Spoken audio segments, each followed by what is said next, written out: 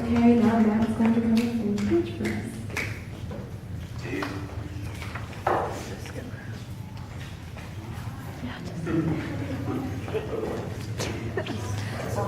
Yeah, I'll just be like So, we have a bit smaller crowd than usual. That's okay. So, I think most of you might know me. You kind of know me, but you just know me. It's an iffy relationship there. But I mean, if you don't know me, I don't think I know you yet. So, for those of you who don't, my name's Matt. Before we get like super started, has anybody ever forgiven somebody? Like, is that a thing? I mean, I have. You should. It's not like a trick question. Like, I'm not gonna be like, oh, I've got you. No, I'm serious. Like, forgiveness is a good thing, by the way. Have you ever like had a situation where you didn't know? Don't answer that. That's a terrible thing. I mean, I have. I'll be honest, but I probably shouldn't. I mean, I definitely should, for sure. But the Bible is interesting. Forgiveness is brought up a lot in some pretty important places. I mean, in Luke chapter 11, the Lord's Prayer is spoken. You know, most of you probably know it. Our Father who art in heaven. And that prayer was given to us by God Himself as a guideline as to how we should pray. God pretty much said, they asked Him, hey, prayer, what should that look like for us? And He gave them this. And I think it's interesting that in Luke chapter 11, when He's talking about prayer, how he says, he says in the prayer to ask God to forgive you as you continue to forgive others. Which is interesting because, I mean, it's not like other things aren't in there like, God help me not to like kill people today. I mean, that's not in there. But He does say, help me to forgive others. And forgiveness is a pretty serious thing. And sometimes forgiveness is like a thing you actually don't want to do. I mean, a lot of times. Because other than knowing that the Bible says it and that God would like you to, you really don't want to forgive. Human nature just isn't into that kind of thing. I mean, because forgiveness is when somebody does something bad to you, you're willing to let it go. Like, I don't know, I've seen that movie, the whole Frozen deal. Everyone like flipped out. I didn't like it that much. I don't know, it wasn't that good. Like, I mean, when something happens to me and I'll be mad, I'm like, oh, man, my life is terrible. That person's a jerk. And then, you know, they'll be like, hey, Matt, just let it go. No, Elsa, I shall not let this go. They're like, my name's not Elsa, my name's Patrick. What do you, I mean, forgiveness is like, I don't know, it's kind of this thing to where the only reason we do it is because God tells us to. Which, I mean, that's a pretty good reason to do something. But, I mean, in forgiveness, have you ever had like an instance where you see somebody forgive somebody so fast that you don't even like classify it as forgiveness anymore? You just kind of don't know if they ever got mad in the first place. I mean, I had a great example of that the other week. I got to help this guy, his name's Luke, I got to help him move. I mean, he's moved back and forth a few times, but he's coming back, so, you know, he's from our church, so we all got him, we're helping him move. And we're unloading all this stuff. I mean, he's got big U-Haul truck and then the trailer and then his own personal stuff. I mean, but there's so much stuff to move. And man, I'm telling you, as I'm unloading all this stuff, like from the very beginning, we haven't even like really started yet. We just opened up the trailer and we're taking out like the light like rakes and bikes and stuff. And everyone's like, sooner or later, we're gonna have to get to Flubber. Like, Flubber? What are you, I have no idea what you're talking about. I mean, I'm pretty sure that's a movie, but I don't know if there's like a little blob in there. But like, and it wasn't like a one-time thing. It was a recurring theme throughout the entire movie. You know, I'd be carrying couches and stuff. They're like, oh no, we're getting down to Flubber. I'm like, what is this Flubber deal? And they're like, you'll see. Nobody would ever tell me what it is. They're just kind of like, wait for Flubber. And so like, in my mind, I had no idea what this Flubber thing is. I decided it's an animal. That's the only thing it can be. They're like, no, Flubber's gonna destroy us all. I'm like, you know what? Flubber is like a rabid squirrel they have stowed away in this trailer that always moves with them. That's what I've decided on. But I'm unloading everything, right? And like Flubber, every possible like instance that I get to hear the word Flubber, it comes up. I'm like walking around the corner, they're like, Flubber. I'm like, no. And I'm like eating a donut, they're like, Flubber. I'm like, leave me alone with this. So I decided that when Flubber does come, that I'm hiding in a closet. There's no way that I'm opening with that thing. I have no idea what it is yet, but I'm like, dude, no. They're all talking about like their horror stories of Flubber. I'm like, dude, I'm hiding in a closet. That's how this is going. So I mean, I'm unloading something. I forget what I was carrying. I think it was like some kind of bookshelf or something. I'm carrying it out, and they're like, oh no, Flubber's here. So I put the bookshelf down and I run inside. I run upstairs, go to the back bedroom. I literally, I'm not kidding. I open up the closet door. I sit down in the closet in the corner and close the door, and I wait there. I'm like, I am safe. About 5 minutes later, you know, the amount of time it would have taken them to take whatever this Flubber thing is into the house to the staircase. And there's like 7 guys, and they're all like grunting to carry whatever this thing, I still have no idea, up the stairs. And they're like, ah, pull, push, we got it. Only 27 more stairs left, we got up 1, yes. And I'm in the closet, I'm like, dude, I have no idea what they're doing out there. I'm just glad it's not me. I'm in this closet, I'm safe. And they're all like, I can tell they're having a super hard time with this, right? And I'm chilling out in the closet because that's my safe place, that's my zone. And then the door to the closet flies open. And there's this woman there, she's like, you're young, you've got to help him. This is me, I'm in the closet. Heathen woman, leave me alone. No, I didn't, that'd be bad. I mean, her husband probably wouldn't be that happy about that. He probably, I know well, he probably wouldn't care. I didn't say that, no, I'm an usher and worship leader at the same church as this woman. That would have turned out extremely bad for me. But I did that in my mind, heathen woman. And out loud, I was like, no, I shan't. And she's like, go help him. I'm like, you know what? I've got this. I'll use my brain. So I walk out and they're like dragging this big flubber. Now, flubber was a mattress. I had no idea. I'm like, what the heck? We've carried in like 3 mattresses already. It's a mattress. How bad can that be? If Satan were to turn into a mattress, this is it. Like, this is the satanic mattress of doom. That's what I'm going to call it. Flubber is this king-size, like 72 billion pound mattress with no like structure to it at all. There's no solidity. It just kind of like flubbery stuff move. Like you're trying to push it, and instead of like going up the stairs, it just kind of bends with your push. And you've got this ball, and you're like, this doesn't look like a mattress. What have we done? Let's undo it. Push again. No good. Like, it's impossible to move. So I'm watching, and there's like all these guys, and they're trying to maneuver this thing like up the stairs. And I'm standing against the rail, and I'm watching them up the staircase. I'm like, you can do this. I'm with you in spirit. My mind is pushing the mattress.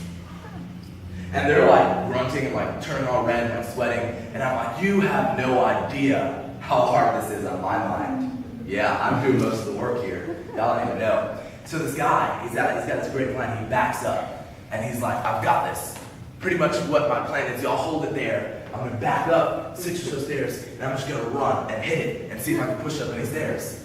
I'm like, you got this, bro. You can do this. And I'm like, Flubber's gonna eat him. And that's like, literally, that's what happened. This dude like backs up and runs. Boom! And he disappears. Like, he had legs. That was about it. Like, he just, boom! And then half his body's gone. I'm like, I don't know what just happened. Was that like the rapture and only half of him was Christian? He's got like demonic legs. That's what happened right now. Because you see like his legs are still there, sticking out of the mattress. And the rest of his body is just gone. But I mean, it actually moves up, 3 or so stairs. Not much progress. And then as soon as he comes out, it goes back down. But eventually they got it up the stairs. And I'm like, yes, I just helped with that. I am the best. I am the man. And this guy, I talked to him, he's all red. And I'm like, dude, I thought you just died. He's like, me too. And he's like, I could have sworn when I went inside the mattress, I heard it whisper into my ear, I've got you now. And I'm like, everything Luke owns is now demonic, and I refuse to touch any large object. So I decided that the best plan, the best course of action is just not to help for the rest of the duration of time. Which I didn't follow through, but I did like half follow through with my word. I just decided that I wouldn't help like move stuff from the truck. Once it got up here, I'll take it. So we had gotten to the end. There's one big piece of furniture left and some boxes, but I mean, this is like the final big thing. It's this piece of furniture. I mean, it's a nice dresser. You can tell this is, it's the biggest one I have. Definitely going to the master bedroom for sure. Like it's not like, yeah, this is my kid's. No, that's his biggest. That's his like prize dresser if you have one. I don't really have a prize dresser, but I only have one. So I guess it would be my prize, and my least prize. But this is his prize one because he had a few. And I'm like, dude, that's going in the master. Too bad I'm not able to move it until it gets out here. So I'm waiting at the edge of the U-Haul truck, and when it gets out here, I'll take it inside with some men. But I'm watching that, and there's 2 men trying to pull this thing out, and I'm watching it, and it's coming out, right? And all of a sudden, instead of going like this, it goes like this. And I'm like, oh no, bro. Now, I mean, U-Haul trucks are long, man. I'm not even in the truck. I'm outside. There's no way I could like jump in there and stop it. And I mean, that thing's heavy. Even if I were in there, I wouldn't because I don't want to die. Life is kind of a good thing. So I'm watching this, and in my mind, it's going in slow motion. Like, I'm not seeing, I'm seeing mine. And I'm like, no! Don't fall. It's done. Whatever. Dude, this thing, like, it was like a cartoon. It hits, it's like, bah! Silence. I'm like, oh. And then it goes, one big crack. I'm like, oh. That's not too bad. 74 trillion pieces. I'm like, oh. That's bad. Like, some of these pieces were like tiny. And I'm like, oh man. And then Luke Rainbow, he's the guy who it belonged to, we're helping him move. Luke Rainbow comes out. And I see him, and he sees it. And I go back, and I trace his eyes. And they're on what was his dress up previously. And I'm like, bro. And he walks up to this truck, and he steps inside the truck. And I back up, I'm like, it's about to go down. Yes. And I get all excited, man. And like I went on Kevin Hart on that. I was like, it's about to go down. There wasn't even anybody standing here. I'm talking to myself. Matt, it's gonna go down. Dude, I know. Let's watch this together, man. And I turn back, and Luke Rainbow walks up, and I'm in my mind, I'd be like furious. So I'm expecting this like huge like screaming fight deal. I'm getting excited now. My mind is like, and he comes in there, and he's like, oh, well, I guess it was never meant to make it inside anyway. Let's bring it out by the curb. What? What kind of like anticlimactic individual are you?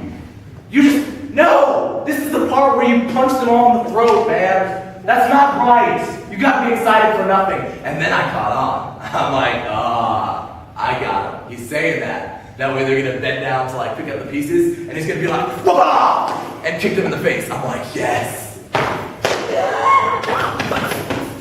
Like, I'm brewing popcorn and like eating this stuff, man. Have you ever seen the SpongeBob Hatchling Slasher episode where he's like so into the story he's like eating his own fingers? Dude, that was me. I'm like, dude, WWE just came to like this U-Haul trailer right here. Let's go. And Luke bends down. He picks up a piece and actually starts bringing it to the curb, like he said. And I'm like, what is this? Why? And that's when it hit me, that this was Jesus. Luke Ray was a Christian. He served in the United States Navy a few years as a chaplain. I love our servicemen. A lot of great things they do for the country. He also goes to our church, so he's had his share of Jesus moments. But that's when it hit me. To be a Christian is to be a follower of Christ. And a follower is someone who tries to be like whoever they're following. They try to emulate the actions of that person. So to be a Christian means to try to emulate the actions that Christ did and does. And you'll say to me, I mean, well, Jesus died 2,000 years ago. What do you mean? Well, what does Christ do? One of the things he does is forgives. The Bible actually says a couple times in Matthew chapter 6, verse 15, also in Mark chapter 11, verse 26. The Bible says that if you do not forgive the wrongdoings, some translations will say sins, of others, then our Father in heaven will not forgive your sins. Can we just all agree that that would be an issue for us? Like if we were to get to heaven and we're like, yes, I have been a good Christian my entire life. Life's been good. And then you see Jesus, you're like, yo, J-Dog, what's good? Let's get this party started. And he's like, whoa, but I mean, I didn't see you forgive any down there. And you're like, oh, whoops, my bad, slipped my mind. But I was a good Christian otherwise. And for God to just look at us and be like, after all the times that I've forgiven you, for everything you've done, after all the grace that I've poured out in your life, every single time that you've done something, time after time, I continually forgive you, continually give you more grace into your life. And you couldn't reciprocate even a small portion of that to others. And I mean, I'll get this one a lot. Students will tell me this fairly often whenever we have a forgiveness conversation. They'll be like, listen, Matt, I would forgive them, but you just have no idea what they did to me. And I mean, I've done that and be like, no, bro, I forgive them, but I mean, now it's too bad. I can't do that. And for anybody who might have that mindset in the room, let me just ask you this question. What if God had that very same mindset? I mean, Jesus, I would send you. I would forgive them. But you just have no idea what they did to me. Because I feel like one's a bit worse than the other. I don't know, I mean, there's like the everlasting God, creator of the universe, who created all things that exist and ever will exist, who gave us life to serve him. And we turned our backs on God, on our good Father. And then like our friend like breaks off a relationship. I feel like one of those is a bit worse than the other. I don't know, maybe just my thoughts. But God pours out grace and forgiveness into our lives. And too many times we don't do the same in our lives. And I don't know, I feel like that's an issue when the Bible talks about forgiveness as much as it does. And I mean, I definitely know that I'm not as forgiving as I could be. And oh wow, I'm running out of time here. So if you've realized that today in your room, you can say, yeah, I'm a Christian, I'm doing, like I worded it before, which kind of sounds odd, I'm doing the whole Christian thing. I'm probably never going to repeat those words again, that sounds really terrible. But I mean, if you're doing, wow, that sounds pretty sick. Yeah, but I mean, if you're doing good in your walk, but you just realize, hey, maybe I'm not as forgiving as I could be. And I just want to ask everybody all in this place to bow your heads and to just think this quick and simple prayer in your hearts. I'm not going to ask you to do anything. You don't even have to repeat it out loud. Just say this over your mind. I'm not even going to like ask you to repeat stuff in your mind because that's weird. That's some kind of like telepathy thing, unless you're like saying it out loud. But just kind of lead yourselves in this prayer in your hearts.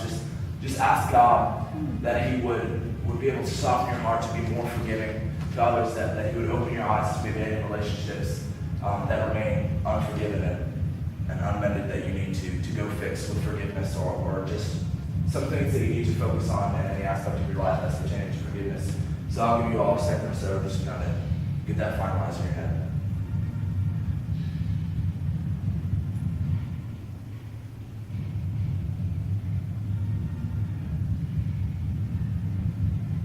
Okay, amen.